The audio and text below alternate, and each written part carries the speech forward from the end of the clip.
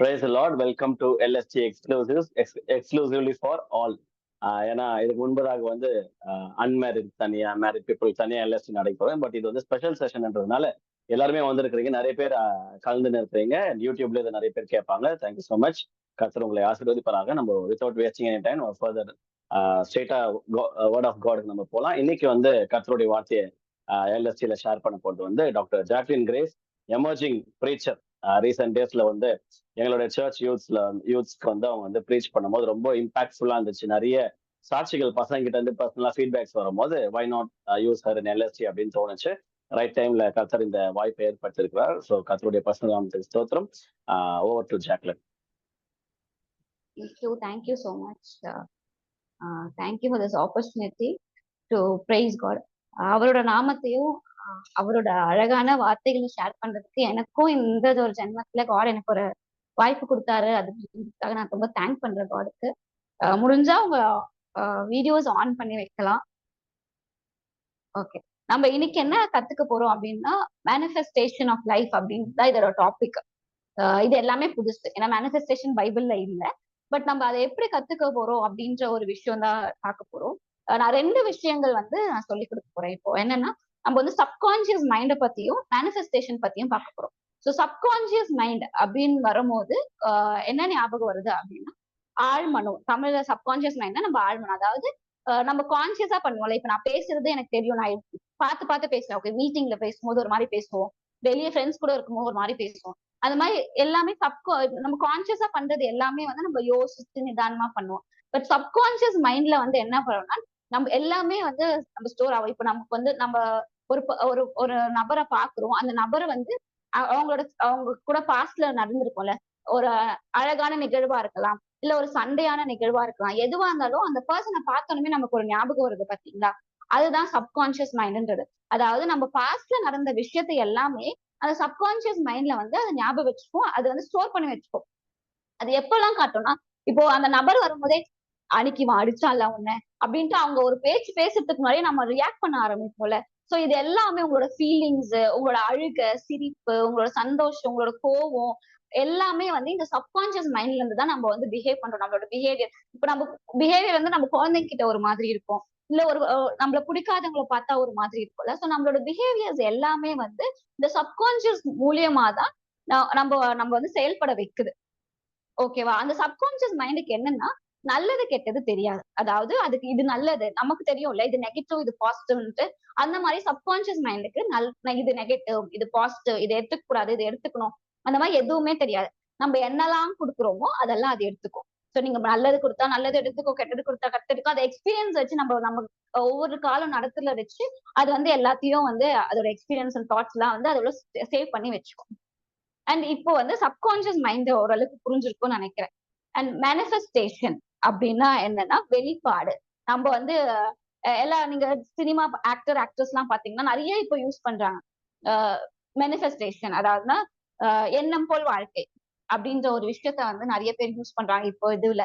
நம்மளோட கிறிஸ்டியன்ஸ்ல மட்டுமே அவங்க என்ன எண்ணம் போல் வாழ்க்கை அப்படின்னு நம்ம வந்துருவோம். ஆனா அதை எப்படி அவங்க நிஜமாலே அவங்க நினைக்கிறாங்க, அவங்க எண்ணம் போல் வாழ்க்கை எப்படி மாறுது, அதோட பிப்ளிக்கல் கான்செப்ட் என்னன்னு நான் ரொம்ப நாளா யோசிச்சுட்டு இருந்தேன். சோ அந்த ஒரு பிப்ளிக்கல் கான்செப்ட் காட் எப்படி அத நமக்கு கொடுத்த ஒரு விஷயத்த எப்படி உலகம் ஃபுல்லா பரவி இருக்கு, ஆனா நமக்கு மட்டும் இன்னும் பரவாம இருக்கு. நமக்கு மட்டும் அதை வந்து நம்ம மட்டும் செயல்படுத்தாம இருக்கோம், ஆனா உலகமே வந்து செயல்படுத்துது அப்படின்ற ஒரு தாட் வரும்போதுதான் காட் எனக்கு வந்து இதெல்லாம் சொல்லி கொடுத்தாரு. இதை நான் என் வாழ்க்கையில பயன்படுத்தும் போது எனக்கு பர்சனலா ரொம்ப யூஸ்ஃபுல்லா இருந்துச்சு. நான் ஒரு மெசேஜ் நான் கொடுக்குறேன்னா அது எனக்கு நான் வாழ்க்கையில அப்ளை பண்ணாம நான் கொடுக்க மாட்டேன், ஏன்னா அது ஒர்க்கே ஆகாது. பட் அதை என் வாழ்க்கையில அப்ளை பண்ணும் போதே அது வந்து நிறைய டிஃபரன்ஸ் தெரிஞ்சுது. சோ அதோட விஷயங்கள் தான் நம்ம பார்க்க போறோம். பைபிள் வச்சிருக்கிறவங்க ரீட் பண்ணலாம். அம்மா இருக்காமா பைபிள்? இருக்கு. நம்ம பைபிள்ல இருந்து பார்க்கலாம். யோபு 2:10. யோபோட கதை உங்களுக்கு எல்லாருக்குமே ஓரளவுக்கு தெரியும் நினைக்கிறேன். சோ யோபு வந்து அவர் வருவாரு, அவரை சுத்தி ஒரு வேலி வந்து காட் போட்டிருப்பாரு. சோ வந்து அந்த பிசாசு வந்து காட் கிட்ட போய் கேட்பா, இந்த மாதிரி நீங்க அவரை சுத்தி வேலி போட்டிருக்கீங்க, அதனாலதான் வந்து அவர் நல்லா ஹாப்பியா உங்களோட கனெக்ஷன்லயே இருக்காரு, நீங்க அந்த வேலியை எடுத்து விடுங்க அவன் வந்து சரி அவனை சுத்தி இருக்கிற பிளெஸிங் எல்லாம் நாங்க எடுக்க போறோம் அப்படின்னு சொல்லும் போது அவர் இப்போ இந்த யோபு 2:10 என்ன ஆகுனா அவரோட பிள்ளைங்க எல்லாம் இறந்துருவாங்க, அவரை சுத்தி இருக்கிறவங்க எல்லாரும் வந்து போயிடுவாங்க, அவருக்கு வேண்டியது எல்லாமே வந்து இழந்து ஒரு ஒரு விஷயத்துல அவர் நிற்பாரு. அந்த யோபு 2:10 படிக்கலாமா?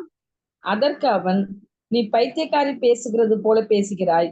தேவன் கையிலே நன்மையை பெற்ற நாம் தீமையும் பெற வேண்டாமோ என்றான். இவைகள் எல்லாவற்றிலும் யோபு தன் உதடுகளினால் பாவம் செய்யவில்லை. இவைகள் எல்லாவற்றிலும் யோபு தன் உதடுகளினால் பாவம் செய்யவில்லை. எல்லாவற்றிலும் தம் உதடுகளினால் பாவம் செய்யவில்லை. அதே வந்து அவங்க ஃப்ரெண்ட்ஸ் வருவாங்க, ஃப்ரெண்ட்ஸ் வந்துட்டு அவருக்கு வந்து நல்லா உசுப்பேத்தி விட்டு போயிடுவாங்க. சோ அப்ப அந்த யோபு 3வது அதிகாரம் 25வது வசனம். 3:25. நான் பயந்த காரியம் எனக்கு நேரிட்டது, நான் அஞ்சினது எனக்கு வந்தது. ஓகே, இந்த 2வது சாப்டர்ல அவர் சொல்றாரு தன் உதடுகளால் அவர் பாவம் செய்யவில்லை. ஆனா அவரோட மைண்ட் என்ன பண்ணிட்டு இருந்துச்சுன்னா அவர் வந்து பயந்துகிட்டே இருந்தாரு. அந்த முன்னாடி சாப்டர்லாம் நீங்க படிச்சு பாத்தீங்கன்னா தெரியும், அவங்க பசங்க பாவம் செய்யறாங்களோ இல்லையோ இவர் போய் வந்து அவங்க பாவத்திற்காக பலி கொடுத்துன்னு இருப்பாரு. சோ இவர் என்ன பண்ணாருன்னா அவர் மைண்ட்ல வந்து இந்த மாதிரி நெகட்டிவான திங்கிங்ஸ், இந்த மாதிரி இது நடந்துருமோ, இது எனக்கு நடந்துருமோ, இது இறந்துருமோன்னு சொல்லிட்டு அவர் வந்து யோசிச்சுட்டே இருந்திருக்காரு. அந்த வாசரை இன்னும் படிக்கலாம், இன்னொரு வாட்டி படிக்கலாமா? நான் பயந்த காரியம் எனக்கு நேரிட்டது, நான் அஞ்சினது எனக்கு வந்தது. நான் பயந்த காரியம் எனக்கு நேரிட்டது, நான் அஞ்சினது எனக்கு வந்தது. இவர் பயந்தாரு, இவர் அஞ்சினாரு அப்படின்னு சொல்லிட்டு ஃபர்ஸ்ட் 2 சாப்டர் படிக்கும் போது யாருக்குமே தெரியாது. இவரே ஒரு வார்த்தையினால சொல்லும் போதுதான் ஓகே இவர் மைண்ட்ல இப்படி இருந்திருக்கு, அந்த மைண்ட்ல இருக்கிற ஒரு விஷயத்தான் அவர் வந்து வெளிக்கொண்டு வந்திருக்காரு அப்படின்னு இதுல வந்து நம்ம படிக்கிறோம். சோ மைண்ட் எவ்வளவு முக்கியம், நம்மளோட சப்கான்சியஸ் மைண்ட்ல நம்ம என்ன ஸ்டோர் பண்றோம், நம்ம என்ன யோசிக்கிறோம், நம்ம வந்து அப்படின்றது ரொம்ப முக்கியம் அப்படின்றத இந்த சாப்டர் வழியா நம்ம தெரிஞ்சுக்கிறோம். இதை எப்படி நம்ம கட்டுப்படுத்தலாம், இத பத்தி வந்து நியூ டெஸ்ட்மென்ட்ல 2 கொரிந்தியன்ஸ் 10:4-5.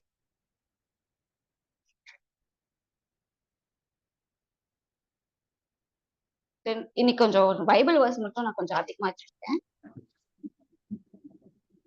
எல்லோரும் 10:4 2 கொரிந்தியரா? 2 கொரிந்தியன்ஸ் பால்.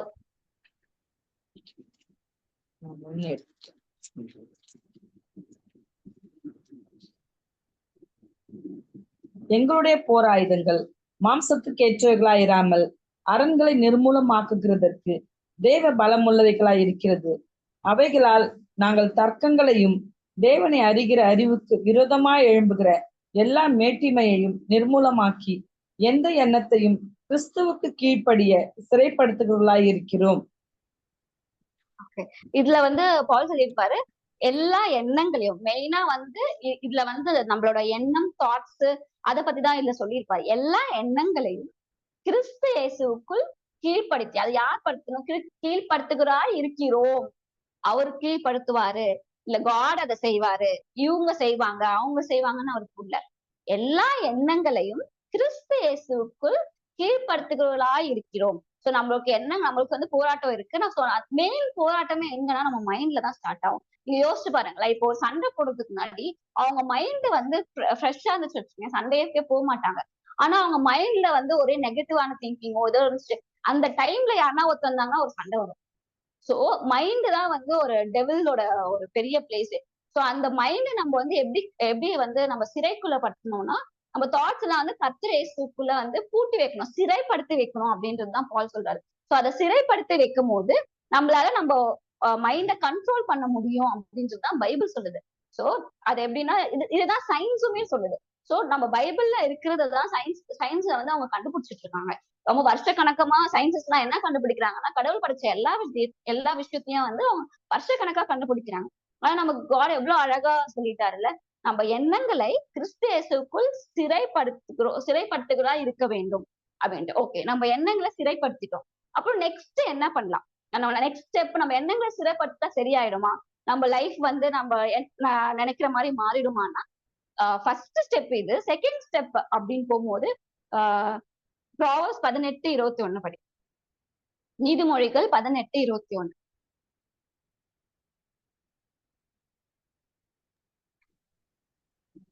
மரணமும் ஜீவனும் நாவின் அதிகாரத்தில் இருக்கும். அதில் பிரியப்படுகிறவர்கள் அதன் கனியை புசிப்பார்கள். மரணமும் ஜீவனும் நாவின் அதிகாரத்துல வச்சிருக்காரு God. சோ ஃபர்ஸ்ட் நம்ம எண்ணத்துல என்ன நினைக்கிறோமோ அதுதான் வாய் பேசும். மன நிறைவினால் வாய் பேசும் அப்படின்றது ஒரு வசனமே இருக்கு. சோ உங்க மனசுல உங்க எண்ணத்துல என்னத்தை நம்ம நிறைச்சு வச்சிருக்கோமோ அதோட ஓவர் ஃப்ளோ தான் வந்து நம்ம வாய் வழியா வெளியே வருது. சோ உங்களுக்கு வந்து வாழ்க்கையில ஜீவன் வேணுமா, ஜீவனை பேசணும். வாழ்க்கையில வந்து நெகட்டிவா நம்ம பேச பேச என்ன பண்ணுவோம், நெகட்டிவா நம்ம மேனிஃபெஸ்ட் பண்ணுவோம், நெகட்டிவா யோசிப்போம். அதை வாய் வழியா வந்து நம்ம வாழ்க்கையில அதை வந்து நம்ம வந்து பிசாசை குறை சொல்லுவோம், அவனை குறை சொல்லுவோம், இவன் எனக்கு கெட்டது பண்ணிட்டான், அவன் எனக்கு கெட்டது பண்ணிட்டான்றது நமக்கு நம்ம எவ்வளவு கெட்டது பண்றோம் அப்படின்ற ஒரு விஷயம் இருக்கு. நம்ம தான் நிறைய நமக்கு கெட்டது பண்ணிட்டு இருக்கோம். ஏன்னா நெகட்டிவான திங்கிங்ஸ், நெகட்டிவான பேச்சு, அவன் என்ன இப்படி பார்க்க, அவன் என்ன இப்படி பேசுறான், அவன் பிசாசே குறை சொல்றது நம்ம என்ன பண்றோம், நம்ம எப்படி நெகட்டிவா பேசுறோமா இல்ல பாசிட்டிவா பேசுறோமா அப்படின்ற ஒரு விஷயத்த நம்ம பார்ப்போம். பிளஸ் நாவின் அதிகாரத்துலதான் வந்து உங்க வாழ்க்கையும் இருக்கு, உங்களோட அழிவும் இருக்கு அப்படின்னு சொல்லிட்டு நான் சொல்லல. அதை வந்து காட் பைபிள்ல அப்ரூவ் பண்ணியிருக்காரு அந்த ஒரு விஷயத்த. அதே மாதிரி நம்ம எசேக்கியேல் வந்து படிக்கலாம். எசேக்கியேல் வந்து நிறைய பேருக்கு தெரியும் எனக்கு. எசேக்கியேல் நீங்க படிச்சு பாத்தீங்கன்னா காட் வந்து ரொம்ப கோவமா இருப்பாரு. ஆக்சுவலி இஸ்ரேல் மக்கள் மேல, ஜெருசலேம் மேல ரொம்ப கோவமா இருக்கிறதுனால அவர் வந்து எசேக்கியேல் ப்ராஃபிட் கிட்ட போய் நீ இவங்களை சபி, அவங்கள சபி, இவங்களை இப்படி பண்ணு அப்படி பண்ணுன்னு சொல்லிக்கிட்டே இருப்பாரு. ஆனா எசேக்கியேல் 37 வரும்போது அவரோட இதுவே மாறுச்சு. அது என்னன்னு பாக்கலாம். எசேக்கியேல் 37:2-6. என்னை ஃபர்ஸ்ட் இருந்து படிக்குமா? 2:2-6. என்னை அவைகளின் அருகே சுற்றி நடக்க பண்ணினார். இதோ பள்ளத்தாக்கின் வெட்ட வெளியிலே அந்த எலும்புகள் மகா திரளாய் கிடந்தது. அவைகள் மிகவும் உலர்ந்ததுமாயிருந்தது. அவர் என்னை நோக்கி, மனுபுத்திரனே, இந்த எலும்புகள் உயிரடையுமா என்று கேட்டார். அதற்கு நான், கர்த்தராகிய ஆண்டவரே, தேவரீர் அதை அறிவீர் என்றேன். அப்பொழுது அவர், நீ இந்த எலும்புகளை குறித்து தீர்க்க தரிசனம் உரைத்து அவைகளை பார்த்து சொல்ல வேண்டியது என்னவென்றால், உலர்ந்த எலும்புகளே, கர்த்தருடைய வார்த்தை கேளுங்கள். கர்த்தராகிய ஆண்டவர் இந்த எலும்புகளை நோக்கி, இதோ நான் உங்களுக்குள் ஆவியை பிரவேசிக்க பண்ணுவேன், அப்பொழுது உயிரடைவீர்கள். நான் உங்கள் மேல் நரம்புகளை சேர்த்து உங்கள் மேல் மாம்சத்தை உண்டாக்கி உங்களை தோலினால் மூடி உங்களில் ஆவியை கட்டளையிடுவேன். அப்பொழுது நீங்கள் உயிரடைந்து நான் கர்த்தர் என்று அறிந்து கொள்வீர்கள் என்று உரைக்கிறார் என்று சொல் என்றார். எனக்கு கட்டளையிட்டபடியே நான் தீர்க்க தரிசனம் உரைத்தேன். நான் தீர்க்க தரிசனம் உரைக்கையில் ஒரு இரைச்சல் உண்டாயிற்று. இதோ அசை உண்டாகி ஒவ்வொரு எலும்பும் தன் தன் எலும்போடு சேர்ந்து கொண்டது.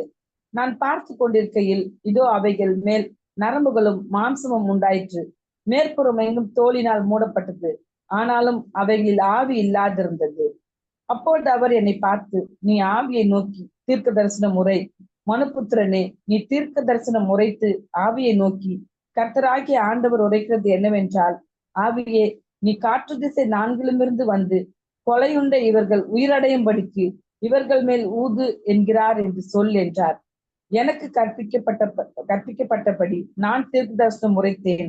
அப்பொழுது ஆவி அவர்களுக்குள் பிரவேசிக்க அவர்கள் உயிரடைந்து கால் ஊன்றி மகா பெரிய சேனையாய் நின்றார்கள். ஆக்சுவலி காட் வந்து ஒரு கேள்வி கேட்கிற எசேக்கியேல் கிட்ட, நீ வந்து ஏதாவது அந்த இந்த எலும்புல உயிர் பெருக்குமான்னு கேட்கும் போது அவர் ரொம்ப உஷாரு. இல்ல இது இப்படி நெகட்டிவா பேசல, உனக்கு தெரியும் ஏசப்பா. நம்ம வந்து அவர் பயங்கர உஷாரான ஒரு ப்ராஃபிட்னு நினைக்கிறாரு. ஏன்னா அதெல்லாம் அழகா வந்து உங்களுக்கு தெரியாது எதுவும் இல்ல, உங்களுக்கு தெரியும் அப்படின்னு. சோ அப்ப வந்து என்ன சொல்லுவாருன்னா, காட் வந்து அதை பார்த்து ப்ராஃபஸி பண்ணும் அப்படின்றதுதான் அவரது. நீ சொல்லு, அது நடக்கும். நீ வந்து பாரு, நீ வந்து மனசுல நினைச்சு அப்படியே எடுத்துட்டு வா. இல்ல நான் என் மூலியமா நான் இப்படி பண்ணு அப்படிலாம் சொல்ல. நீ சொல்லு, டிரைவ், அதாவது உலர்ந்த எலும்புகளும் உயிர்ப்பிக்கும். நீ பேசு, உலர்ந்த வாழ்க்கையும் மாறும். அப்படியே நம்ம வாழ்க்கையில காட் வந்து நம்ம எல்லாருமே ஒரு ப்ராஃபிட்டாவும் ஒரு ஆசாரிய கூட்டமா தான் வந்து காட் பாக்குறாரு. கடவுள் வந்து எல்லாருக்குமே ஒண்ணுதான், எல்லாரையும் ஒரே மாதிரிதான் பாப்பாரு. அந்த மாதிரி நம்ம வாழ்க்கையில ஃபர்ஸ்ட் நம்ம மத்தவங்களுக்கு போய் உன் வாழ்க்கை நல்லா இருக்கும்னு சொல்றதுக்கு முன்னாடி என் வாழ்க்கை நல்லா இருந்தாதான் நான் போய் இன்னொருத்தவங்க வாழ்க்கையே உங்க வாழ்க்கை சூப்பரா இருக்கும் அப்படின்னு சொல்ல முடியும். என் வாழ்க்கையே நல்லா இல்ல, நானே சூப்பரா வாழல அப்படின்னா இன்னொருத்தவங்க கிட்ட போய் நான் ப்ராப்பர்ட்டி சொன்னேன்னா அது எந்த அளவுக்கு நான் வந்து இதுவாகும்னு தெரியாது. ஏன்னா நம்ம மைண்ட்ல ஒரு நெகட்டிவான திங்கிங் இருக்கும். ஆனா என் வாழ்க்கை நல்லா இருந்துச்சுன்னா நான் நிறைவா வந்து இன்னொருத்தவங்களுக்கு ப்ராஃபஸி பண்ணலாம். ஸோ ப்ராஃபஸி வந்து எல்லா ப்ராஃபஸியுமே நம்ம லைஃப்ல நம்ம அப்ளை பண்ணிக்கணும். நம்ம வாழ்க்கைய பத்தி நம்ம ஃபர்ஸ்ட் நம்ம கிட்ட ப்ராஃபஸி சொல்லிக்கணும். ஸோ அதுல வந்து சொல்றாரு, நீ ப்ராஃபஸி சொல்லு அப்படின்னு சொல்லும் போது அவர் பேச பேச எல்லாமே அது உயிர் பெற்று வந்துச்சு. சோ அந்த மாதிரிதான் வந்து நம்ம வாழ்க்கையும் கூட. சோ நம்ம வந்து நம்ம வாழ்க்கைய பார்த்து பேசணும். நம்ம வாழ்க்கையில இருக்க எல்லா காரியங்களையும் வந்து நெகட்டிவிட்டிய தள்ளி விட்டுட்டு பாசிட்டிவா மட்டும் பேச வந்து காட் சொல்லி கொடுத்துருக்காரு. ஏன்னா நெகட்டிவா பேசுறது வந்து அது நம்மளோட விஷயமே இல்ல. சோ காட் வந்து சொல்றது எல்லாமே வந்து பெஸ்ட் தான்.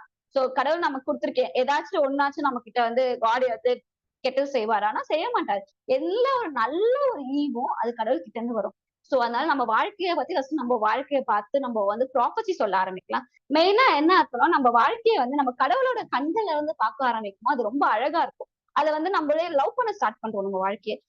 எப்படின்னா நம்ம வந்து நம்மளோட கண்கள்ல இருந்தே பார்த்துட்டு இருந்தோம்னு வச்சுக்கோங்களேன். நம்ம சுத்தி இருக்கிற வந்து நெகட்டிவான விஷயங்கள், நம்ம பிரச்சனைகள் இதுதான் கண்ணுக்கு தெரியும். ஆனா நம்ம தொலைநோக்கு பார்வத்தோட நம்ம வாழ்க்கைய பார்க்க ஸ்டார்ட் பண்ண வச்சுக்கோங்க. இப்போ பிரச்சனை இருக்கு. ஆனா அதோட டெஸ்டினேஷன் அதோட முடிவு வந்து பிரச்சனை இல்லைல்ல. அதோட முடிவு சம்பூர்ணமா இருக்கும்ல. அதோட எங்க அப்பா கொண்டு போற முடிவு சூப்பரா இருக்கும்ல. சோ அந்த சூப்பரான முடிவை நம்ம பேச ஸ்டார்ட் பண்ணலாம் அப்படின்றதுதான் வந்து நான் சொல்ல வருது. சோ அதை எப்படி நம்ம பண்ண போறோம்? கடவுளோட கண்ணுல இருந்து நம்ம வாழ்க்கையை பார்க்கும்போது நீங்க யோசிச்சு பாருங்களேன். காட் வந்து நம்ம வாழ்க்கையை பாக்குறாரு அப்படின்னா அவர் வந்து இப்ப இருக்கிற பிரச்சனையே பார்ப்பாரா? இல்ல நம்ம வந்து நம்ம இருக்க போற ஒரு ராஜாக்களாகவும் ஆசாரியராகவும் கொண்டு போய் வைக்க போறாருல்ல, அந்த இடத்த பார்ப்பாரா?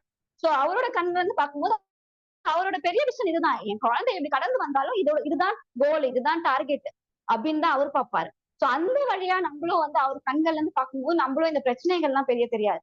அந்த ஆசாரியர்களாவும் ராஜாக்களாவும் நம்மள ஆக்க போறாருல்ல, அந்த வந்து அவரோட கண்ணுல இருந்து நம்ம பார்க்கும்போது ரொம்ப அழகா இருக்கும் அப்படின்றதுதான் நான் இதுல இருந்து கத்துக்கிட்டேன். என் வாழ்க்கையில இருந்து நான் பேச ஆரம்பிச்சேன். என் வாழ்க்கையில இருந்து நெகட்டிவிட்டி எடுத்துட்டு நெகட்டிவா யாரா பேசினா கூட நான் தயவு செஞ்சு அவாய்ட் பண்ணிக்கிறேன்.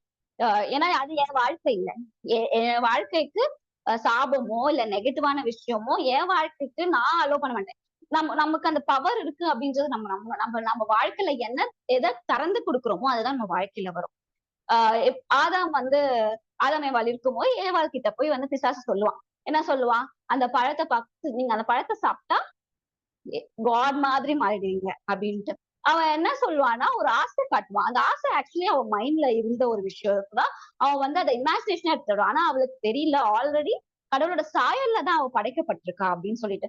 சோ இது வந்து ட்ரிக் தான். பிசாசு வந்து நமக்கு கொண்டு வந்த ஒரு ட்ரிக். ஆல்ரெடி நீ கடவுளை இதே அவளுக்கு தெரிஞ்சிருச்சுன்னு வச்சுக்கோங்களேன். அவளோட பர்த்தோ அவ யாரு, கடவுளுக்குள்ள அவ யாரு, அவ ஆல்ரெடி அவளோட கடவுளோட சாயல்ல தான் அவ படைச்சிருக்கா. ஆல்ரெடி நான் கடவுள் மாதிரிதான் அழகாதான் இருக்கா அப்படின்னு அவங்களுக்கு தெரிஞ்சிச்சுனாலே நான் ஆல்ரெடி கடவுள் மாதிரிதான் இருக்கேன் அப்படின்றத இந்த ஏமாந்திருக்க மாட்டான்.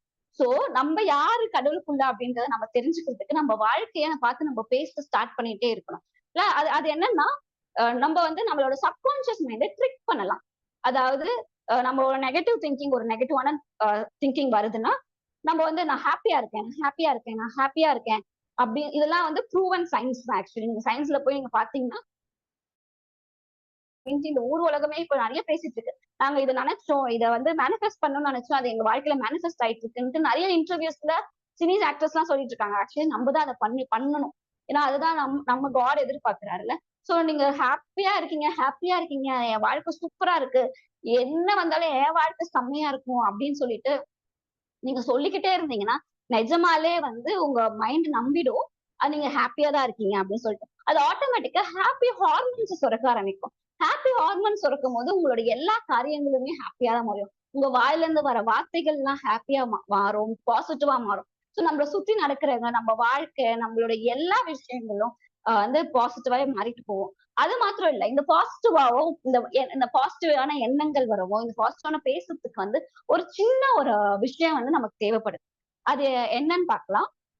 எபிரேயர் 11:1-2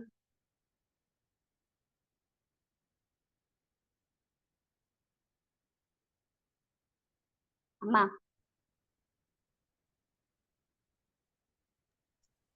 ஒரு நிமிஷம். விசுவாசமானது நம்பப்படுகிறவைகளின் உறுதியும் காணப்படாதவைகளின் நிச்சயமா இருக்கிறது. அதனாலே முன்னோர்கள் நற்சாட்சி பெற்றார்கள். ஓகே. விசுவாசமானது நம்பப்படுகிற உறுதியும் காணப்படாத நிச்சயமா இருக்கிறது. சோ அந்த விசுவாசம் இப்போ இப்போ ஒண்ணு வந்து நம்ம ஒரு கையில இருக்குன்னா அதை நம்பலாம். இது எதுவுமே இல்லைன்னா இங்க ஒரு விஷயம் இருக்குது அதை நம்புறதுல அதுதான் விசுவாசம். சோ காட் மேல இருக்க நம்ம எவ்வளவு அதிகமா கண்மூடித்தனமா ஒரு நம்பிக்கை வைக்கிறோம்ல, அது பேரு தான் விசுவாசம். அந்த விசுவாசம் தான் வந்து இந்த எல்லாத்துக்குமான கீ. என்னதான் நம்ம வந்து பூட்டு போட்டு பத்திரமா வச்சுக்கிட்டாலும் கீ போட்டுதான் திறக்க முடியும். சோ இந்த விசுவாசம் இல்லாம எந்த ஒரு லாக்குமே நம்ம திறக்க முடியாது, எந்த ஒரு மிராக்கிளுமே நம்ம வாழ்க்கையில திறக்க முடியாது, எந்த ஒரு விஷயங்களையும் மேனிஃபெஸ்ட் பண்ண முடியாது. எல்லா விஷயங்களும் மேனிஃபெஸ்ட் பண்ணணும்னா ஃபர்ஸ்ட் நம்ம என்ன பண்ணணும், நம்பணும், விசுவாசிக்கணும். யார் மேல அந்த விசுவாசம் ஆகும்போது இந்த அந்த சராசரியும் படைத்த அவர் மேல தவிர நம்ம யார் மேல விசுவாசம் வைக்க முடியும்ல. சோ இந்த விசுவாசத்தை நம்ம அவரு மேல வைக்கும் போது நம்மளோட வாழ்க்கைய வந்து கண்மூடித்தனமா அவர்கிட்ட கொடுக்கும் போது, கண்மூடித்தனமா அவரோட வார்த்தைகளை நம்ம வாழ்க்கையில வந்து அப்ளை பண்ணும் போது, அது வந்து வேற லெவல்ல வந்து நம்ம வாழ்க்கைய அவர் மாத்துவாரு அப்படின்றத நான் பாக்குறேன். நான் அனுபவிச்சதுனால அதை நான் சொல்றேன். அது முதல்ல மார்க் 10:52.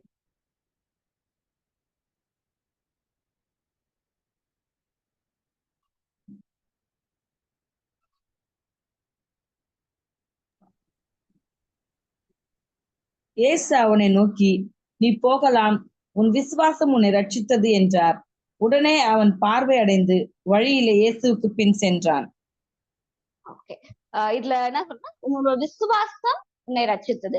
நான் அங்க வந்தேன்ப்பா அதனால எனக்கு ஃபீல் ஆச்சு, நான் வந்து இருக்கேன் அப்படின்ற எதுவுமே காட் சொல்லல. காட் சொன்னது எல்லாமே வந்து உன்னோட விசுவாசம் உன்னை ரட்சித்தது. நீ நம்பின, அது உனக்கு வந்துச்சு. நீ உன்னோட நம்பிக்கை காட்குள்ள ரொம்ப ஸ்ட்ராங்கா இருந்துச்சு, அதனாலதான் உனக்கு ஒரு மிராக்கிள் நடந்துச்சு.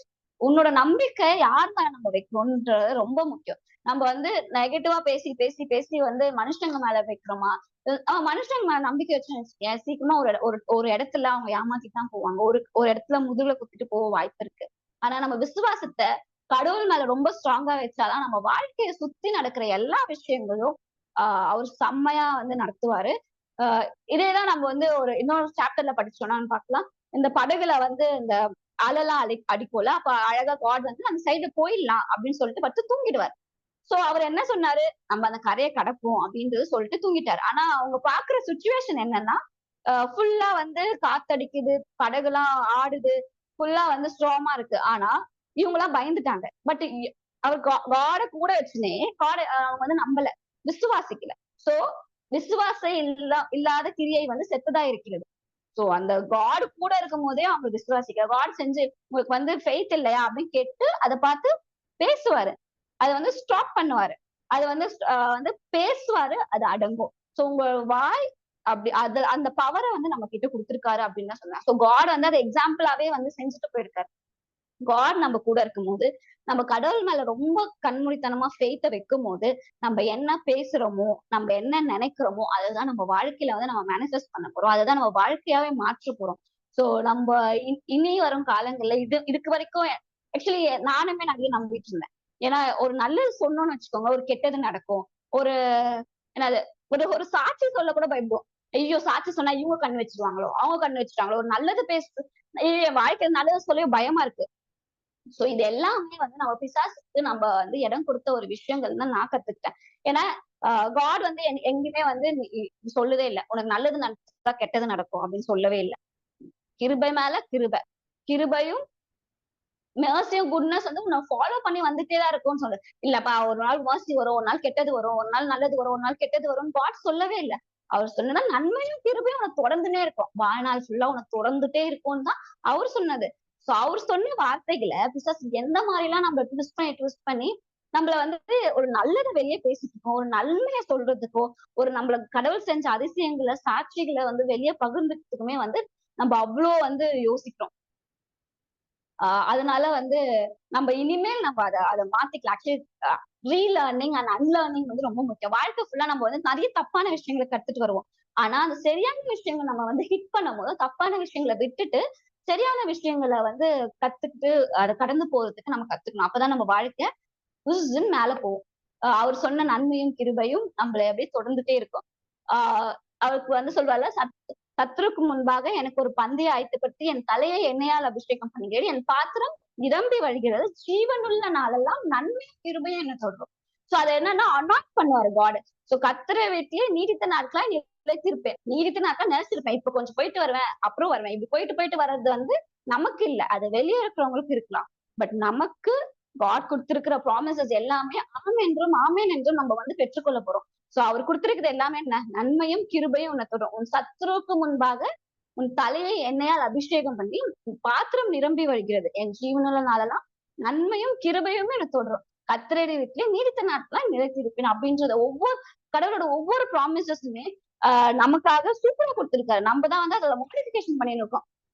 நமக்கு நம்மளோட எக்ஸ்பீரியன்ஸையும் நம்மளோட சப்கான்சியஸ் மைண்ட் சொல்றது எல்லாத்தையுமே வந்து கடவுளோட வார்த்தை கூட சிங்க் பண்ணி இப்படி இருக்கோ இப்படி நெகட்டிவான ஆக்சுவலி பைபிள் படிக்கும் போது நான் ரீசெண்ட் டைம்ல கத்துட்டு வர்றது என்னன்னா, ஒரு பைபிள் வர்ஸ் படிக்கிறோமா, அந்த பைபிள் வர்ஸ் யாருக்கு எந்த சூழ்நிலையில எந்த ஒரு விஷயத்துக்காக சொல்லப்படுது. நார்மலா ஒரு கர்ஸான பைபிள் வர்ஸ் எடுத்து ஓபன் பண்ணி ஐயோ காட் என்ன கர்ஸ் பண்ணிட்டாரு அப்படின்றது வந்து அது நம்ம லைஃபே இல்ல.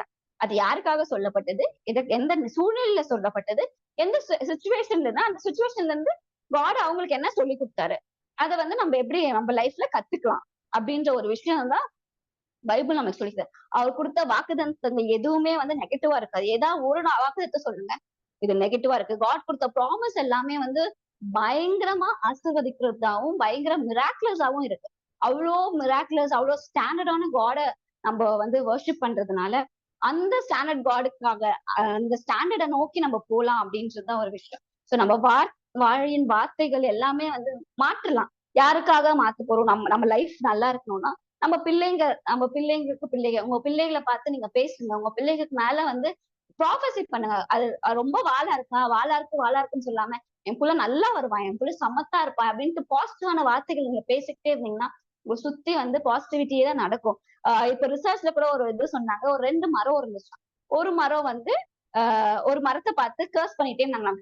நெகட்டிவான வார்த்தைகள், சாபமான வார்த்தைகள் சொல்லிட்டே இருந்தாங்களாம். இன்னொரு மரத்தை பார்த்து பாசிட்டிவான வார்த்தைகள் சொல்லிக்கிட்டே இருந்தாங்களாம்.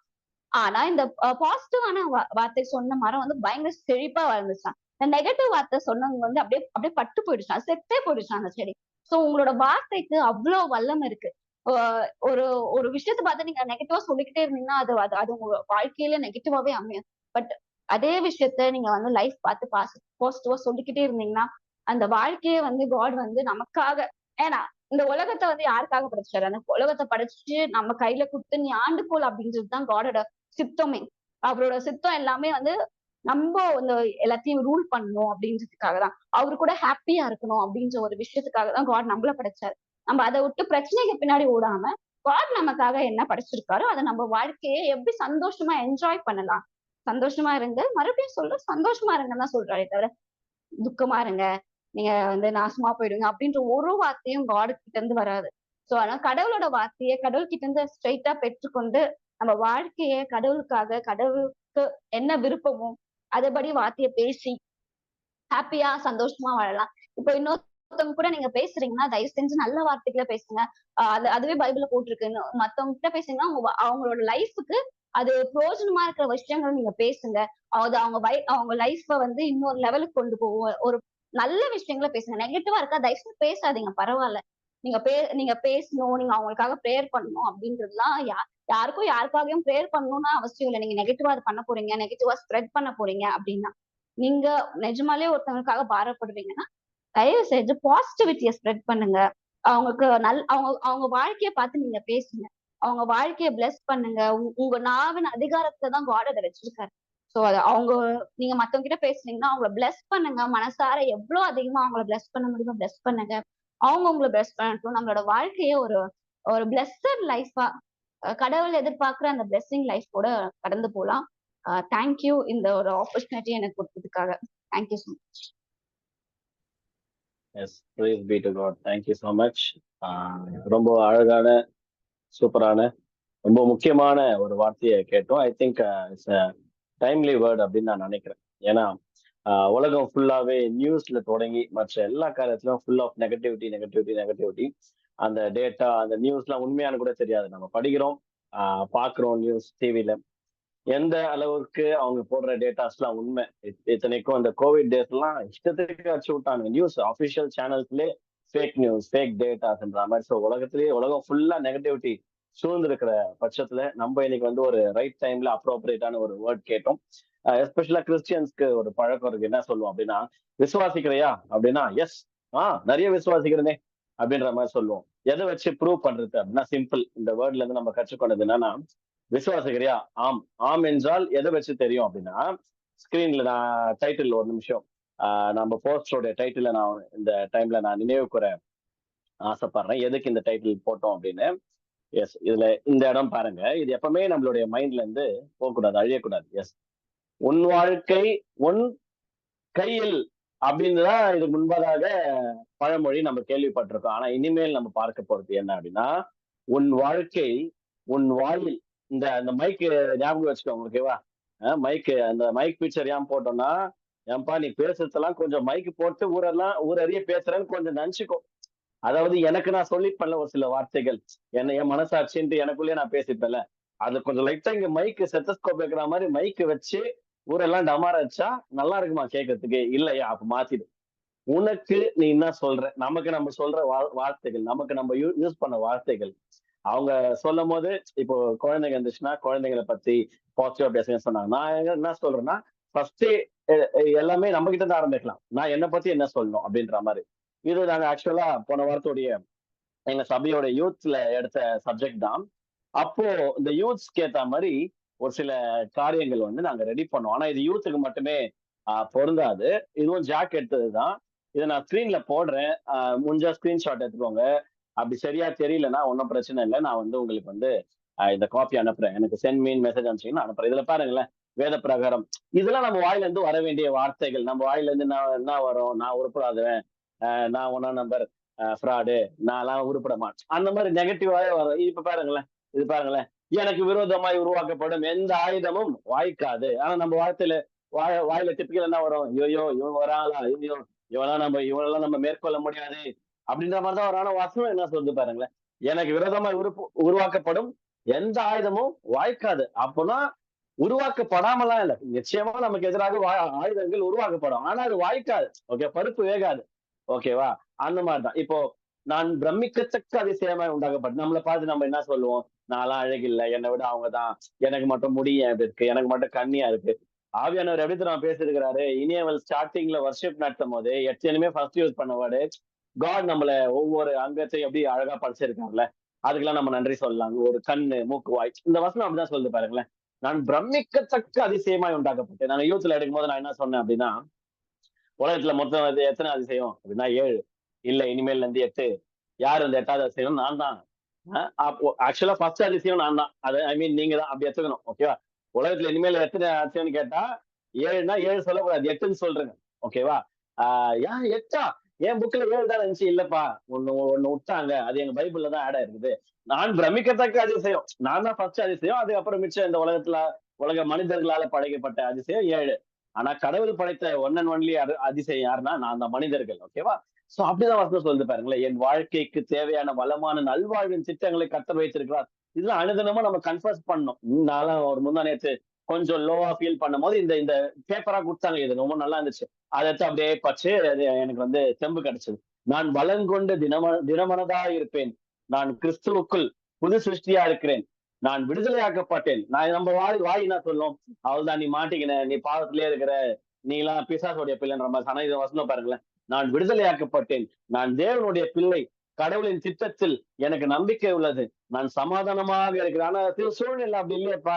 எங்கப்பா பொய் சொல்றியாப்பா? எங்க பொய் சொல்லங்க, உலர்ந்த எலும்புதான். ஆனா அதை பார்த்து உலர்ந்த எலும்புன்னு சொல்லி என்ன பிரயோஜனம்? நான் என்ன சொல்றேன், உலர்ந்த எலும்பை பார்த்து தீர்க்க தரிசனம் வர நீ சமாதானமா இருப்ப. மோசமா இருக்கும் சிச்சுவேஷன். ஆனா எனக்கு நான் என்ன தெரியுமா சொல்லிக்கணும்? இல்லையே, நல்லா தானே இருக்கு. யாருன்னா எப்படிங்க இருக்கிறீங்க கேட்டா, அட ஏங்க கேக்குறீங்க, அட என்னத்த சொல்ல, அப்படிதான் வாய் வரும். ஏன்னா சூழ்நிலை அப்படிதான் இருக்கு. ஆனா இனிமேல் நம்ம என்ன ட்ரை பண்ண போறோம்னா, எப்படிங்க இருக்கிறீங்க? சூப்பரா இருக்கிறேன், வேற லெவல்ல இருக்கிறேன். அவனே யோசிப்பான், இல்லையே உன்னை பத்தி எனக்கு ஒரு விஷயம் தெரியுமே, தெரிஞ்சுதான் வாய கலர்லான்னு கேட்டா அப்படியே ஆப்போசிட்டா சொல்றான். அப்போ நம்ம சொல்ற அந்த நான் சூப்பரா இருக்கிறேன், வேற லெவல்ல இருக்குன்னு சொன்ன அந்த வார்த்தை நம்ம காதுகள் கேட்டு மைண்ட் டியூனாய் அதை நம்பி நல்லதா இருக்கிறேன் போலன்ட்டு ஆட்டோமேட்டிக்கா டாக்டர் சொன்ன மாதிரி ஹாப்பி ஹார்மோன்ஸ் சுரக்குமா, நல்ல விதமான ஹார்மோன்ஸ் சுரந்து ஆட்டோமேட்டிக்கா நமக்கு தேவையான நன்மை, கிருபை, சமாதானம் எல்லாமே நம்மளை பின்தொடரும். 10, நான் எல்லாவற்றிற்கும் நன்றியோட இருக்கேன். நான் குணமாகி விட்டேன். சிக்கா இருக்கும் போது நம்ம மெடிகேஷன்ஸ்ல இருக்கலாம், அது வேற டிபார்ட்மெண்ட். ஆனா நம்ம அறிக்கையிட வேண்டும், நான் சிக்கு, நான் வீக்கு, நான் சிக்கு, நான் வீக்கு, நான் சிக்கு, நான் வீக்கு. இததான் அதிகமா அறிக்கையிடுமே தவிர, நான் குணமாகி விட்டேன், கிறிஸ்துவின் ரத்தத்தால் நான் கழுவப்பட்டு நான் குணமாகி விட்டேன், இதுல என் வாழ்க்கையில என் வாயிலிருந்து வரணும். இனிமேல் அதை ட்ரை பண்ணலாம். நான் பலவான். அவங்கன்னா என்ன சொல்லுவான், நான் வீக்கு, நான் பலவீனன். ஆனா வசனம் என்ன சொல்லுது, பலவீனன் என்று சொல்லாமல் பலவான் சொல்லு. பாருங்க 13 பாருங்க, நான் ராஜா. பாருங்க ஒவ்வொருத்தரும் ஆண்கள் பெண்கள் எல்லாருமே என்ன சொல்லுது, நான் ராஜா. ஏன்னா வசனம் அப்படி சொல்லுது, கிறிஸ்துவுக்குள்ள நம்ம எல்லாரும் ராஜாக்களும் ஆசாரியர்களும். ராஜா, என் ஜீவன நாளெல்லாம் நன்மையும் கிருபையும் என தொடரும், நான் கர்த்தருடைய வீட்டிலே நீடித்த நாட்களாய் நிலைத்திருப்பேன், நான் ஜெயம் கொள்ளுகிறவன், நான் இயேசுவின் கண்மணி. என்னெல்லாம் பார்க்க அன்பு செலுத்த யாருங்க இருக்கிறா அப்படிலாம் சொல்லக்கூடாது. வார்த்தை என்ன சொல்லுது பாருங்க, சகரியா 2:8. இயேசுவோட கண்மணி நம்ம. நான் சுத்திகரிக்கப்பட்டேன், நான் மீட்கப்பட்டேன், நான் ரட்சிக்கப்பட்டேன், நான் பரிசுத்தவான். இதெல்லாம் அதிகமா அறிக்கையிடணும். எத்தனை பேர் தைரியமா சொல்லுவாங்க தெரியுமா? எத்தனை பேர் சொல்ல முடியும் நான் பரிசுத்தவான்? ஆனா நம்ம இனிமே அனுதினமும் அறிக்கையிட வேண்டியது என்ன தெரியுமா? நான் பாவி, இந்த குற்ற உணர்ச்சி. நிறைய பிரசங்கங்கள் நானும் கேள்விப்பட்டிருக்கேன். பாவ அறிக்கை எல்லாம் செய்யணும் தான். ஆனா நம்ம பாவ அறிக்கை, நான் பாவி பாவி பாவினே கர்த்தர்கிட்ட போய் ரிமைண்ட் பாவம் எனக்கு நானே ரிமைண்ட் பண்ண எப்பதான் பரிசுத்தமாகும்? என்ன தெரியுமா சொல்லணும்? பாவமே செய்திருந்தாலும் அந்த மன்னிப்பு அறிக்கை ஜெபம் அதெல்லாம் ஒரு பக்கம் இருக்கட்டும். எனக்கு நான் சொல்ற வார்த்தை என்ன தெரியுமா இருக்கும்? நீ பரிசுத்தவான் நெல்சன், நீ பரிசுத்தவான், நீ பரிசுத்தவான், நீ நீதிமான், நீ நீதிமான், நீ நீதிமான் சொல்ல ஆட்டோமேட்டிக்கா பாவம் பண்ற அந்த மைண்ட் வரும்போது, இல்லையே நான் பாவி இல்லையே, நான் பரிசுத்தவானாச்சே, நான் தான் நீதிமானாச்சே, நான் இந்த விஷயத்த செய்யக்கூடாது அப்படின்ற மாதிரி மைண்ட் டியூன் ஆயிடும். இதுவே ஆப்போசிட்டா இத்தனை நாள் எப்படி தெரியுமா இருந்திருக்கும்? நீ அப்படியே பாவம் செய்ய போற, நான் 10 இதே செஞ்சுட்டு போ. No no no no. அதுக்குதான் இந்த மேனிஃபெஸ்டேஷன், பாசிட்டிவான அறிக்கையிடுதல். என் வாயினால என் வாழ்க்கைக்கு தீர்க்கதரிசனம் உரைக்கிறது ரொம்ப ரொம்ப முக்கியம். நான் பரிசுத்தவான், நான் நீதிமான், நான் ஐஸ்வர்யவான். இது எல்லாருடைய வாயிலிருந்து வரணும். எந்தெந்த வாயிலிருந்து அனுதினம் வருதோ அந்தந்த வாய் நிஜமாவே ஐஸ்வர்யவானா ஆகும். இல்லையங்க நாங்க கடன்ல தாங்க இருக்கேன், ஏங்க நான் ஃபியூச்சரை பத்தி பேச சொல்றேங்க. நான் ஐஸ்வர்யவான் சொல்ல ஆட்டோமேட்டிக்கா சூழ்நிலை மாறும். நான் யாருக்கும் அடிமை அல்ல, நான் எதற்கும் அடிமை அல்ல. இது போன்ற பாசிட்டிவான கன்ஃபெஷன்ஸ் நம்ம சொல்ல வாழ்க்கை நிச்சயமாக நான் விசுவாசிக்கிறேன். நான் சொல்றேன் வேற லெவல் நம்ம இதுக்கு நானே சாட்சி. எப்போ நான் பர்சனலா இந்த கண்டென்ட்க்கு முன்னாடியே நான் இதை ஃபாலோ பண்ற பர்சன் தான். என்ன யாருன்னா எப்படின்னா கேட்டாங்கன்னா, எப்படி கேட்கறேன்னா மெசேஜ்ல கேட்டாங்கன்னா சூப்பரா இருக்கிறேன், வேற லெவல்ல இருக்கிறேன், இப்படிதான் வரும், பிரம்மாண்டமா இருக்கேன்னு சொல்ல. ஏன்னா நான் அப்படிதான் இருக்கிறேன். அப்படியே பெருசாலும் தெரியல, உனக்கு தெரியலன்னா நான் என்ன பண்றது? நான் நல்லா தான் இருக்கேன், ஆண்டவர் பிளஸடா வச்சிருக்கிறாரு. ஏன்னா நான் என்னுடைய வாழ்க்கையுடைய ப்ரீவியஸ் ஸ்டேஜை பாக்குறேன். அதுக்கு முந்தைய காலங்களோட எல்லாவற்றிலும் ஆவிக்குரிய ரீதியில, பண ரீதியா, பொருளாதார ரீதியா, பினான்சியல் எல்லாவற்றிலும் ஆண்டவர் வந்து பிளஸடா வைக்கும் போது குறை சொல்றதுக்கு கம்ப்ளைண்ட் பண்றதுக்கு என்ன இருக்கு? திருப்பி சொல்றேன், விசுவாசிக்கிறேன்னு சொல்லிட்டு வாயில இருந்து நெகட்டிவான வார்த்தைகள் வந்துச்சுன்னா ஐ எம் வெரி சாரி. உங்கள் விசுவாசம் ரொம்ப கம்மியா இருக்குது, இல்ல விசுவாசமே இல்லைன்னு வச்சுக்கலாம். சும்மான வாயில சொல்லலாம் கர்த்தரை விசுவாசிக்கிற, அதெல்லாம் கிடையாது. கர்த்தரை ஒருத்தர் விசுவாசிக்கிறா எதுல இருந்து தெரியுமா தெரியும்? அவங்க வாயில இருந்து கண்டுபிடிச்சோம். வாயின் வார்த்தைகள் எப்படி இருக்கு? How are they confessing stuff? அவங்களோட கன்ஃபர்ஷன்ஸ் எப்படி இருக்கு? வாயை திறந்து அவங்க வார்த்தை என்ன பேசுறாங்க? எப்ப பார்த்தாலும் நெகட்டிவா பேசுறாங்களா? அப்ப அவங்க லைஃப் அப்படி இருக்கு. அவங்கள வந்து ரொம்ப குறை சொல்ல வேணாம். இந்த மாதிரி மெசேஜிங்லாம் அவங்களுக்கு ஃபார்வர்ட் பண்ணுங்க. பாரு, வாயிலையும் மரணமும் ஜீவனும் நாவின் அதிகாரத்துல இருக்குது. அதனால don't waste your time, don't waste your life by speaking badly about your self. நம்மளை பத்தி நம்ம நெகட்டிவா சொல்ல வேணாம். வார்த்தையை மாத்துனா வாழ்க்கை மாறும். திருப்பி சொல்றேன், வார்த்தையை மாத்தலாம், வாழ்க்கை மாறும் நிச்சயமாக. ஆமென். கர்த்தர் இந்த வார்த்தையை ஆசீர்வதிப்பாராக. இப்போதைக்கு நான் வந்து ரெக்கார்டிங் மட்டும் நான் ஸ்டார்ட் பண்றேன், அதுக்கப்புறம் ஸ்டாப் பண்றேன். அதுக்கப்புறம் நம்ம வந்து டிஸ்கஷன் கன்டினியூ பண்ணலாம்.